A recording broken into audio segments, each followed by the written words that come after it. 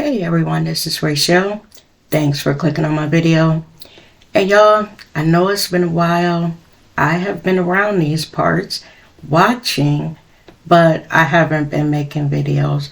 I've just been busy with life, working, trying to date myself, and just, living my life.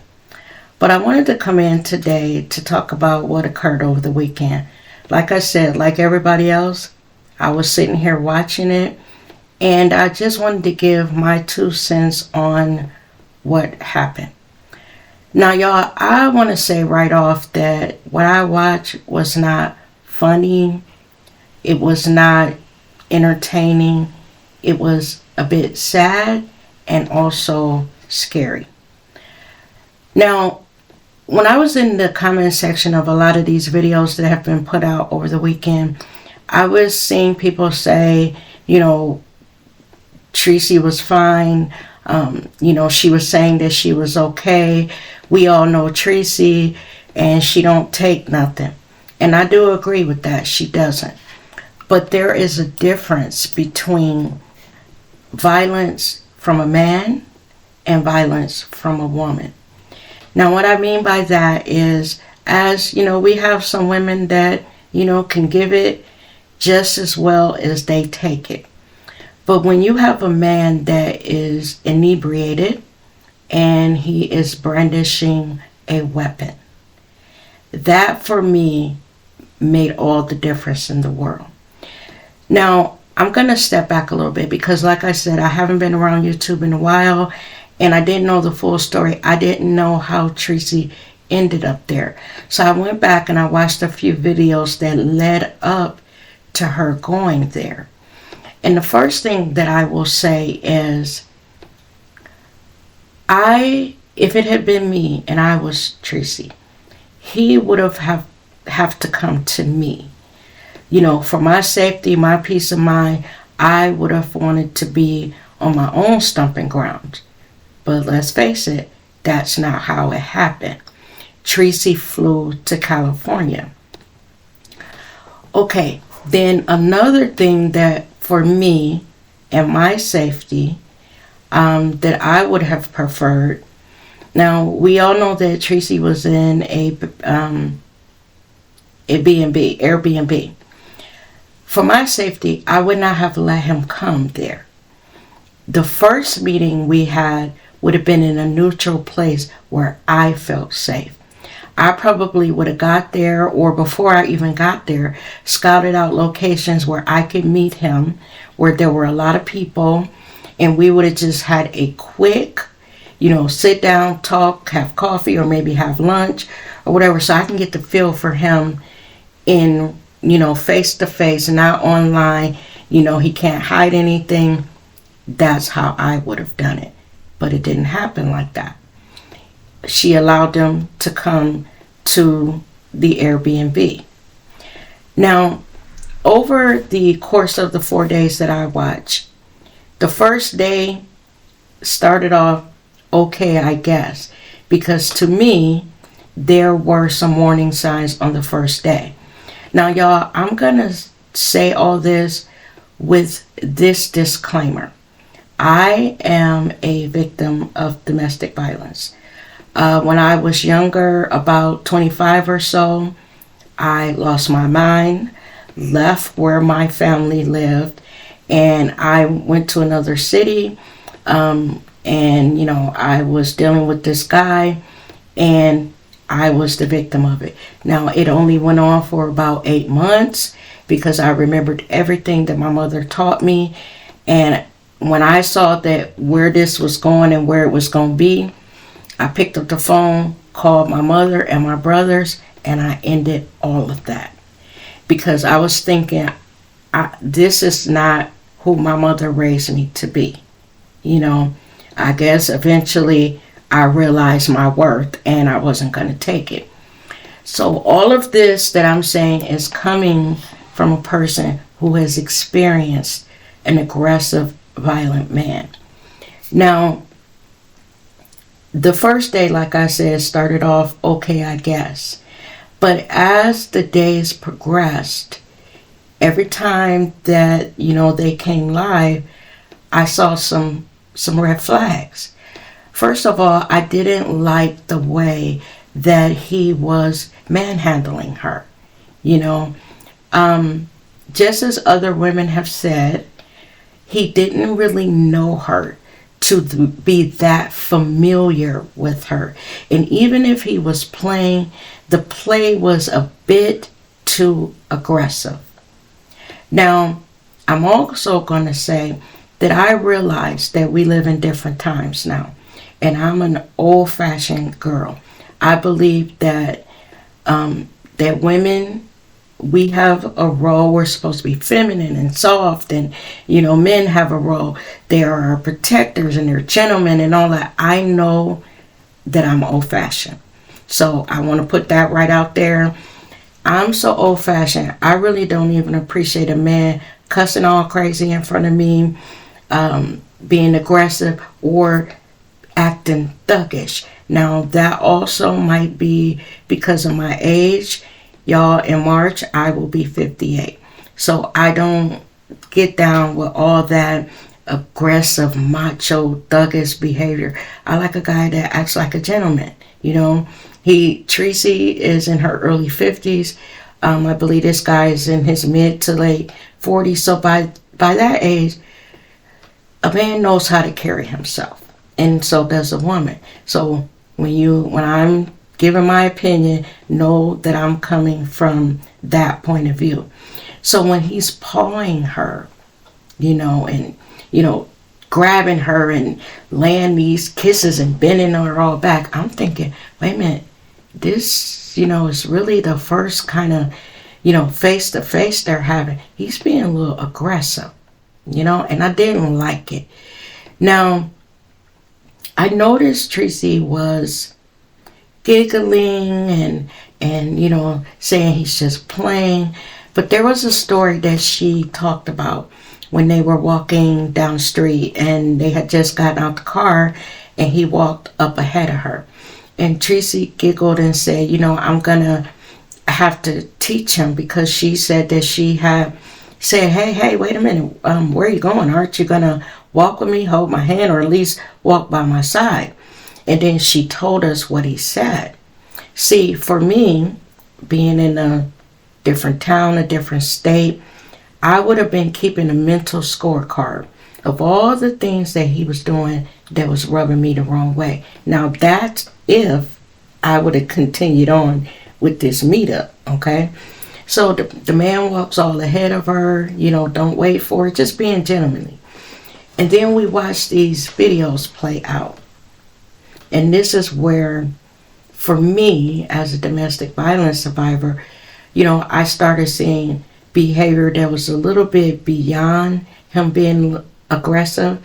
And it was just going to the crazy, you know. I did not like the way that he spoke to her.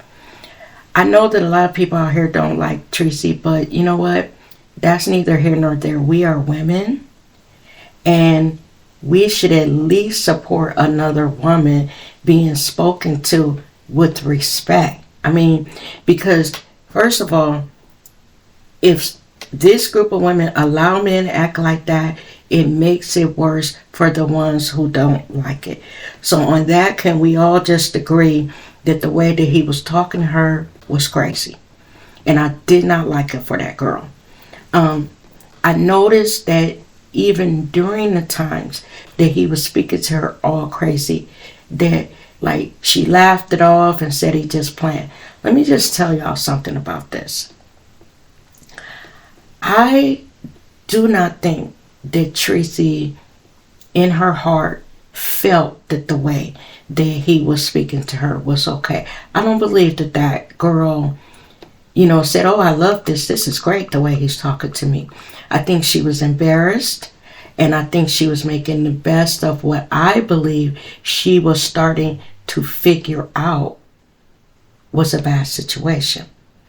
Now, another thing that I'm going to give her a little leniency on is because I heard in one video that that Tracy must have said something like she hadn't dated in a few years, hadn't been with anybody in a few years.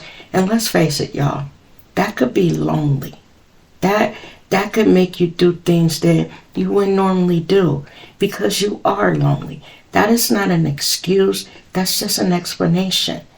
Humans are meant to be coupled up, meant to be in loving relationships.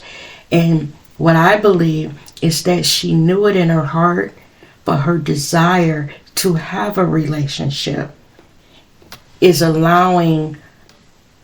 her allowing this man to speak to her like that. So as that started to happen, then, there's a weapon brandished. And that's when everything for me changed. Because as I was watching the videos, I was thinking to myself, girl, pack your stuff, get your shit and get up out of there. Forget whatever you might lose on the B&B, because y'all, for me at that point, I wouldn't have cared about the money.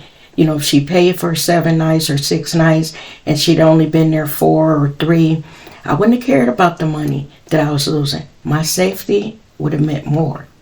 I would have literally got him up out that room, packed my stuff, called an Uber, would have been waiting at the door. When the Uber pulled up, I would have been out of there. I would have left and gone to a hotel near the airport where when it was time for my flight to leave, that I was right there at the airport. But we know that didn't happen. So it goes on. Then he comes live saying that Tracy had bopped him upside the head, muttering and going on and on and on. And all while he was running his mouth, I was sitting there thinking, what would make her do that? Now, the excuse he gave, I don't even really believe it. I believe that it was more to it than that he did something to her. And maybe she was defending herself or letting him know, you hit me, I'm going to hit you. But even when he said that, and, Tracy sort of kind of confirmed that there had been a little altercation, it escalated my concern for her even more. Let's stop now and remember, Tracy was at that point only 3 days in. She really didn't know this man. She knew him from being online, and other than that, this was their first meeting. Now y'all know that we have watched all kinds of documentaries or newscasts where women do this. We live in the age of the internet. There are a lot of dating sites. We are meeting some of these men off these dating sites. There have been women that have hopped on a plane and flew and met someone, and we know that some of those situations don't end well for those women. So at that point, I was extremely worried for her. I don't even pray for people on YouTube, but I paused and I went to the Lord and I said, God, get her out of this situation. If this fool about to escalate on this girl, don't let this happen. That's what I was feeling. And I don't even know Tracy from a can of paint. Just like she became aware of him online, I became aware of her online. But as a woman, I didn't want to be witness to something ratcheting up and Tracy ended up being hurt. Now back to the story. So at that point, Tracy comes on and she's talking, and this is where things got a little confusing for me. And where I thought that the chattering that Tracy was doing was nervous chatter, because there are women out there who have been through domestic violence, and we know that there is a certain behavior on both of the parts, be it the man or the woman in those situations, and it's almost like a script the women start to see the man escalating. They get nervous. They start getting scared. They might get to chattering, stupidly. And the chattering could be to not only calm the man down, to get his mind off of it, but it's also to calm the woman. Sometimes in your head, it doesn't make sense, but sometimes in your head, you're thinking, just get him off the subject. Just get him off the subject. Let's move on to something else. Let me talk about, and it doesn't make sense because you're in a situation that doesn't make sense. So when I saw Tracy doing that, I thought she was trying to calm herself, get him off the subject of all this craziness he was talking, and all the while thinking, how am I going to get out of this? But then this is where it turned a little bit for me, because she mentioned in live that he was, I guess, packing up his stuff to go, but she kept talking to him. I was literally yelling, almost yelling at my laptop, like, Tracy, girl, hush. Let that man pack up his stuff, get up out of that Airbnb with you, and you go lock that door, make sure you in there safe, get all your belongings in the bag in case you have to make a quick run. Don't keep talking to him. Don't keep engaging. Don't bait him by telling us that, when y'all had relations, what he could and could not do.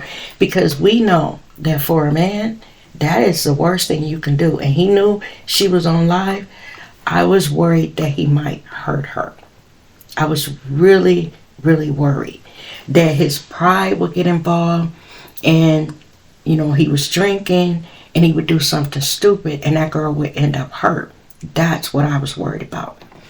But then the live continued on with him rambling, her talking back and forth to him, and then abruptly, in my opinion, with 2,500 people in her chat, Tracy says, I'm going to let you guys go for the night. At that point, I moved from worried about that girl to scared for her, because I was thinking, now, is he signaling in the background for her to get off her live? Is he being threatening and she's trying to make her voice sound normal? Like, it's her decision to get off? I didn't know, but I was worried for her. Excuse me, y'all. Then, once the live went on, I said another prayer for her, and I got to thinking about, what got her to that point. And I know what it is, y'all. It's loneliness. It's, you spent a few years by yourself, not in a relationship, and you want that again. And because it's something that you desire so much, you may take stuff that you wouldn't normally take. Now, I'm not giving her an excuse. I'm just explaining sometimes what happened when we watch one of our friends or loved ones go through stuff with a guy that we know ain't cool, and then you find yourself as their family member or their friend thinking, what the hell is she thinking? Can't she see that this is a lose-lose situation from her?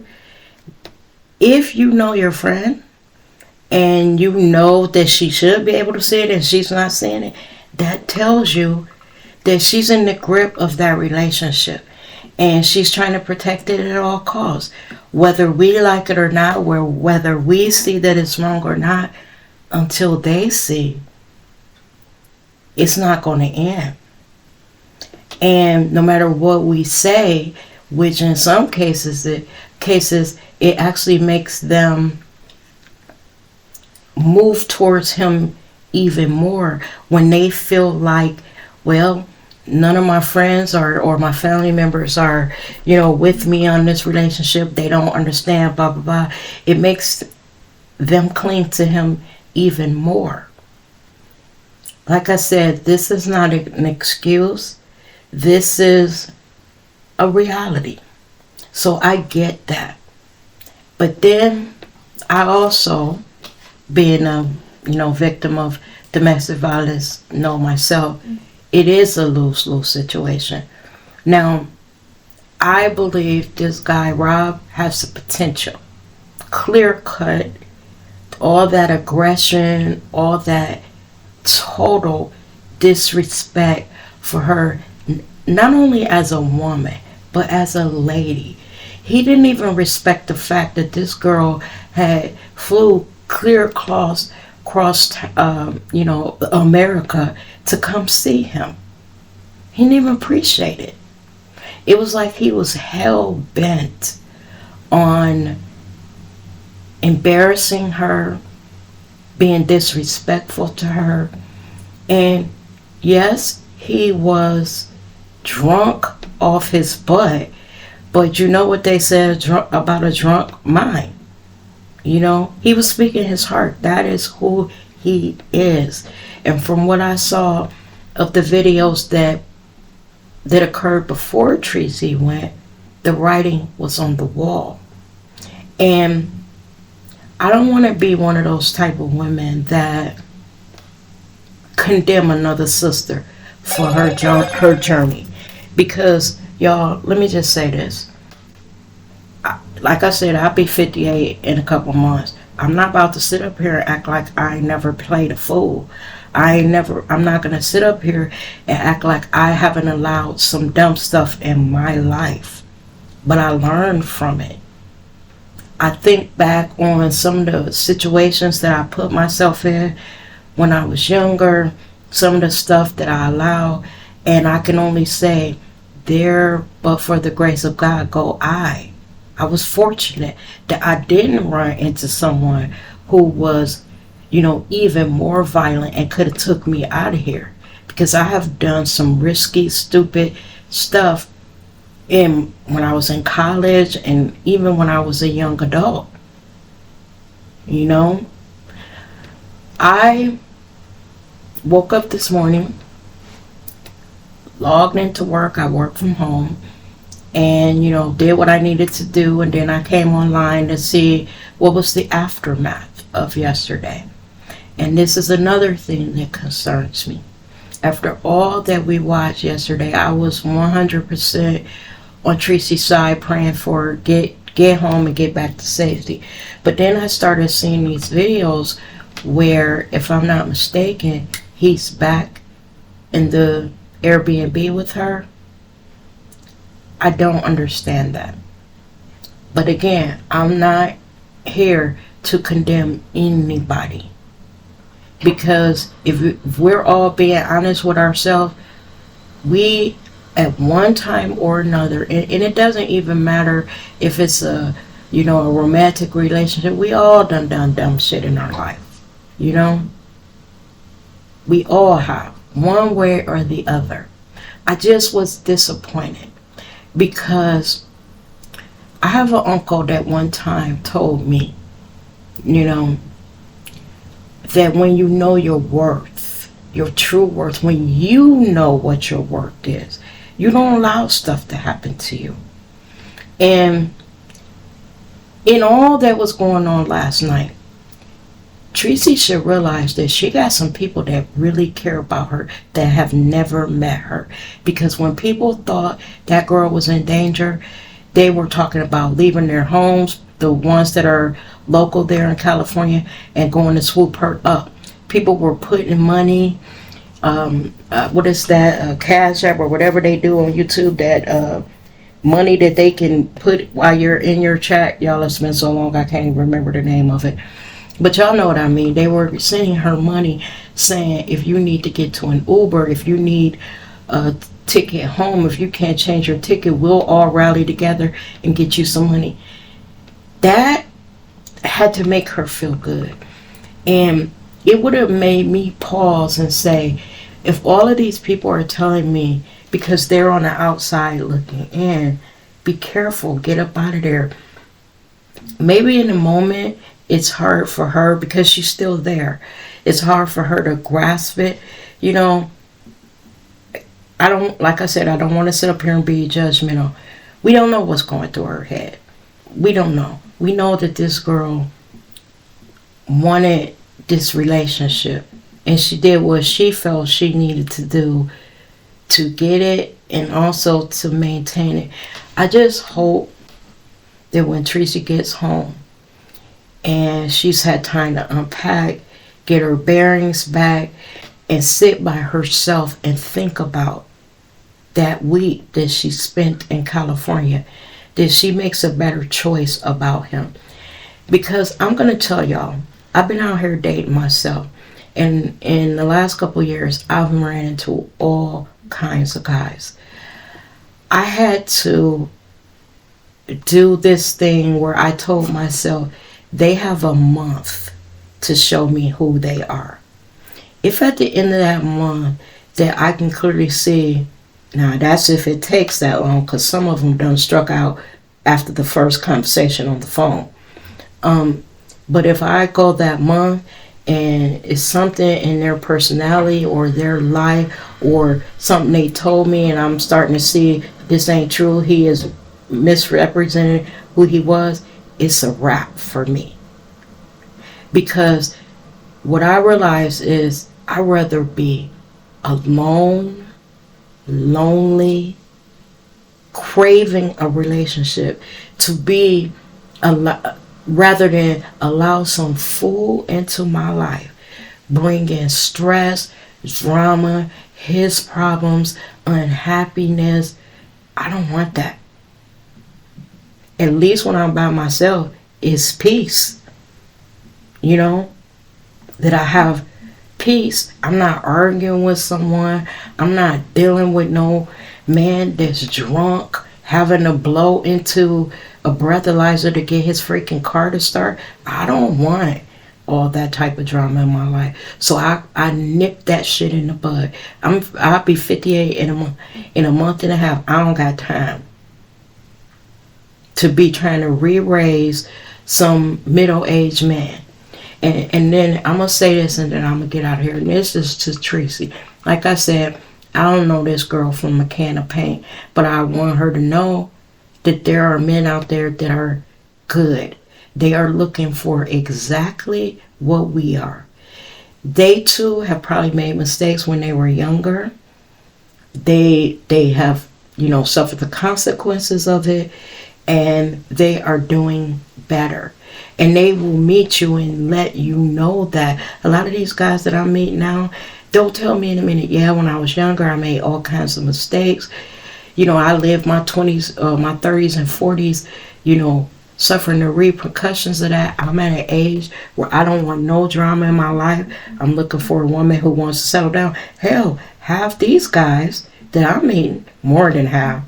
And, me and Tracy are in the same age bracket. I'm much older than her, though, but Tracy, I believe, is 52. I'll be 58. But a lot of these guys that I'm meeting is talking about marriage, and I'm like, whoa. I just want to be friends, have a little fun. I ain't trying to get married now. But they're at a point where their game playing days are over. So I just want to put that out there for Tracy, that there are guys out here that the very same romantic, thing that she's looking for, they're looking for it too. Because all men are not assholes. Unfortunately, we gotta step over some of them assholes and some of them drunken breathalyzer blowing fools to get to that one man that fits with us. So with that, y'all, I'm out of here. I want y'all to tell me what y'all thought of everything that went on. If you differ with some of the things I say, I know that Tracy has people that love her and people that can't stand her. But I'm not even coming at her like that, because as a woman, what I witnessed, my heart went out to her. Like she was my sister, And I'm not about to jump on the bandwagon of bashing her over her head, because like I said earlier in my video, I have done some foolish stuff in my past, and just by the grace of God, I'm sitting here today talking to y'all. And with that, y'all, I'm out of here. Thanks for taking the time to watch my video. You might see me around these parts every so often doing one of these videos, but I won't be in here a lot because y'all this weekend, y'all wore me out. Tracy, if you ever listen to this video, good luck to you, sis. It's good guys out there. Don't put up with this fool. You deserve better. Y'all take care now. Be safe. And I'll see y'all in my next video. Bye-bye.